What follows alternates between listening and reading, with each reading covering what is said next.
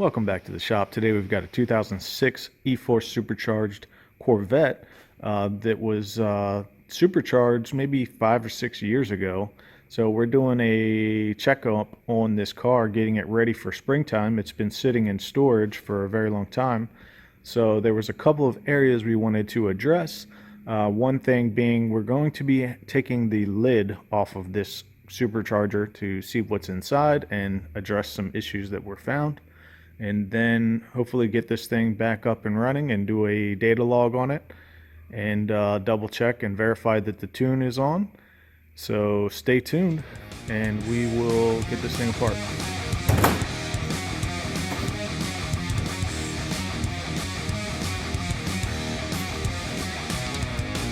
All right, for taking this lid off, you're going to need a 5mm hex head socket, and there's a slew of bolts around the perimeter of the supercharger that you're going to want to have to loosen up. Now, the issues I was having can be found towards the back end. If you notice that bolt right there, it's got some oil residue as well as oil residue on the top of the charger itself. All these look dry, but there's also a location right here. That one's full of oil. So I think what's happening is the boost is actually pushing the residual PCV oil out of the threads. So we've got a new gasket right here from Edelbrock. If you have a similar issue, it's $73.97, and we're going to throw that on. So real quick, the down and dirty, obviously it's pretty easy to do, and the torque spec on this is 8 foot-pounds. So you want to alternate from different sides. So you want to start in the middle, torque that one, torque that one, torque that one, you know, and just kind of go in an alternating pattern.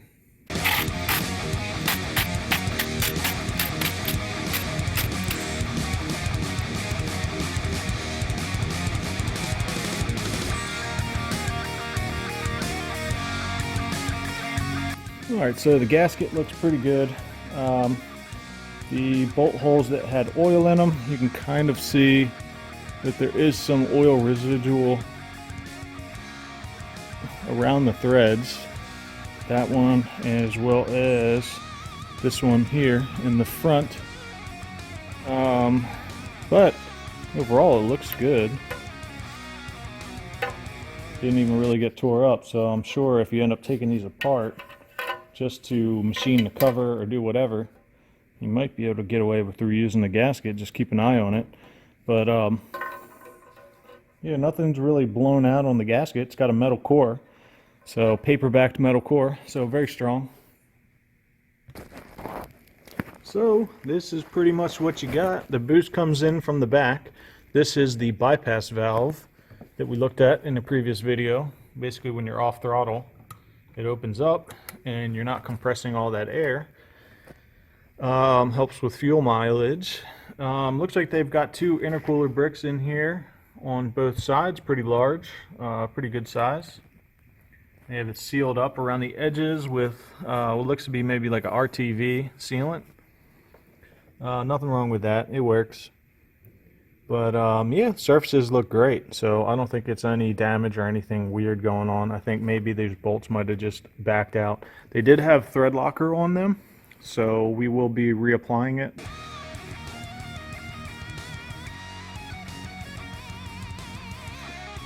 Alright, so since we have oil in the threads, that means that thread locker will not function, so we're going to have to dilute that and vacuum it out.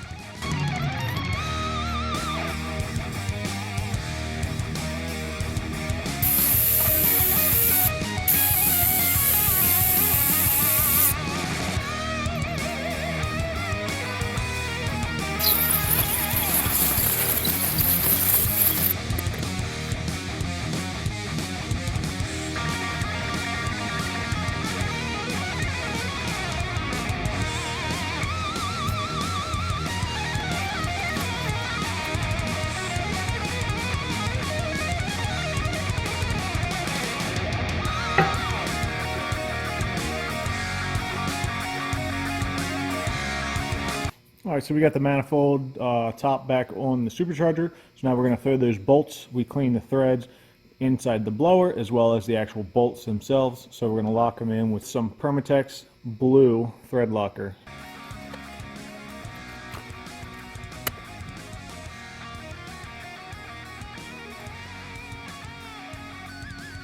So you're going to want to get all the bolts in before you start tightening them down, because if you have any cover misalignment, you don't want to do that with one corner tight.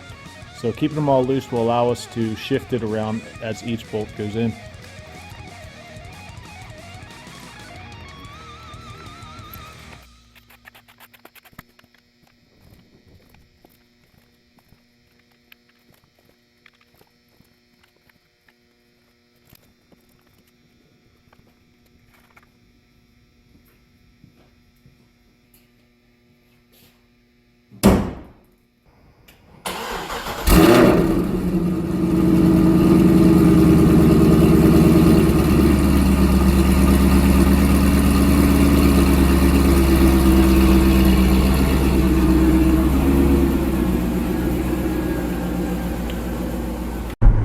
Alright, so we're taking this thing out for a test drive. Don't mind the low tire pressure warning. I just inflated them all to 32. I'm doing a data log on it. Let me wind this window up.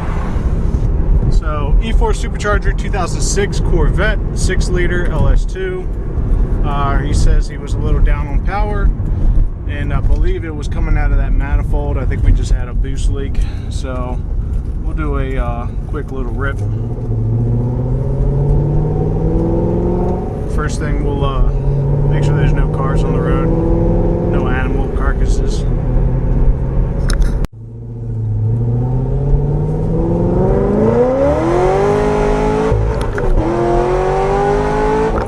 Cool thing about this car is it's so quiet that you can actually have a conversation in the car.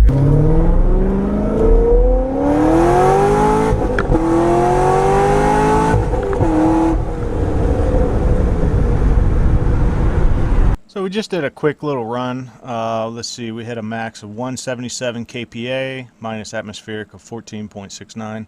That makes it about 10.9 psi, so about 11 pounds on this car. Fuel trims look great. Everything looks good. The duty cycle of the injectors is really getting up there. I think peak we ended up seeing like 96%. But it, in the most part, I guess it would say it stays low 90s. So that may be something we're going to have to address in the future. If we want to correct that, we're basically going to need a boost reference fuel pressure regulator and do a custom fuel system. But for not having one, it's still functioning. So this is basically the stock Eforce kit without the tuner. And I tuned this thing 5 years ago. Not getting any spark retard or anything. You know, the fuel trims look good. So we're just going to let it go. I think that solves his problem. I think he was just having a boost leak from that manifold gasket leaking. So that'll pretty much sum it up. If you enjoyed the video, definitely leave a like and stay tuned. We'll have some more coming out. Sorry this upload was a little late. I've been pretty busy with a bunch of other projects. I'll fill you in, I guess, on the next episode. Good news is we got the other Eforce Supercharger in, so we will be able to continue on the C5 project. So basically same blower, a little less boost. This is going to be running close to 8.5 pounds. So isn't going to be quite as much of a ripper as that C6, but it'll get the job done. Really love these blowers. They're really compact and they really function really well for their design. So stay tuned. We'll see you guys on the next one.